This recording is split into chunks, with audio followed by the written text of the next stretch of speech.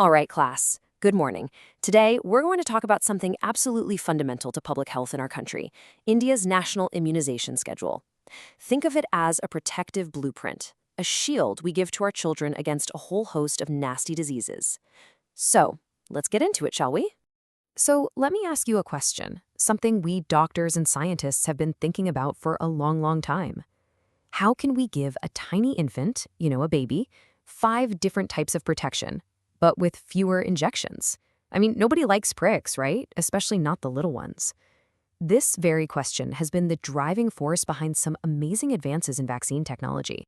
And the answer, my friends, is quite brilliant. 1 shot, 5 protections.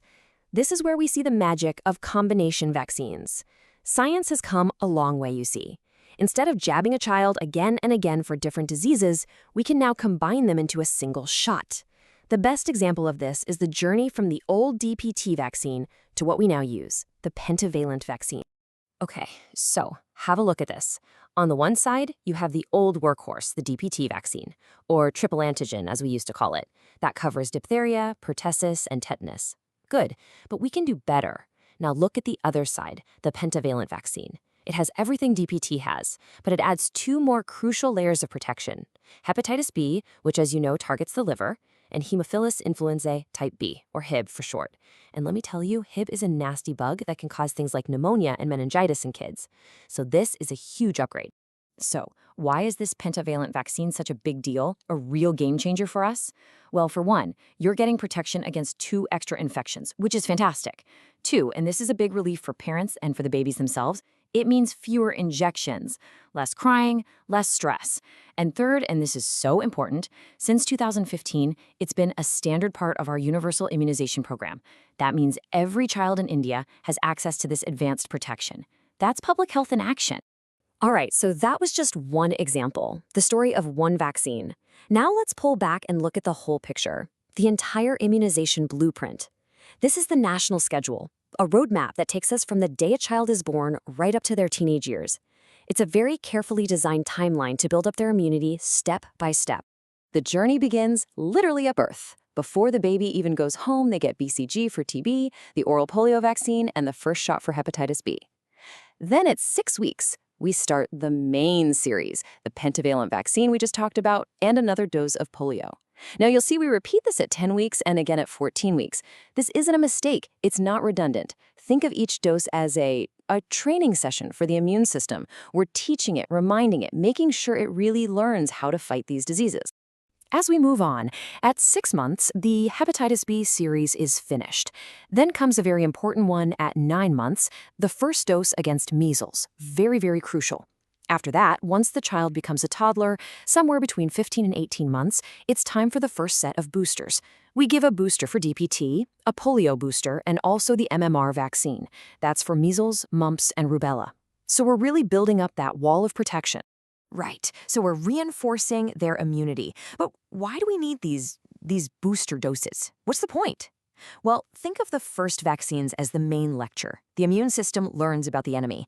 A booster dose, that's like a surprise test. It wakes the immune system up and says, hey, remember this guy? This forces it to build a much stronger, longer-lasting memory. It's what keeps the protection working for years, especially when they start school and are suddenly exposed to all sorts of bugs.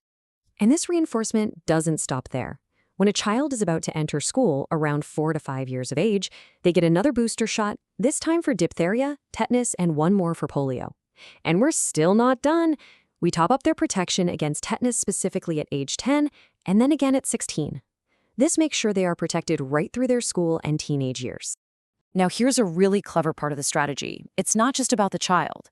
It's about protecting 2 lives at once. The schedule actually includes immunizations for pregnant women. Why? Because by vaccinating the mother, we also protect her newborn baby. And the focus here is on tetanus, which is an absolutely brilliant piece of public health planning. And the schedule for expectant mothers is very straightforward. The first dose of the tetanus toxoid, or TT vaccine, is given sometime between the 16th and 24th week of pregnancy. The second dose follows a bit later, between the 24th and 34th week. What this does is amazing. The mother produces antibodies, and these antibodies travel across the placenta to the baby.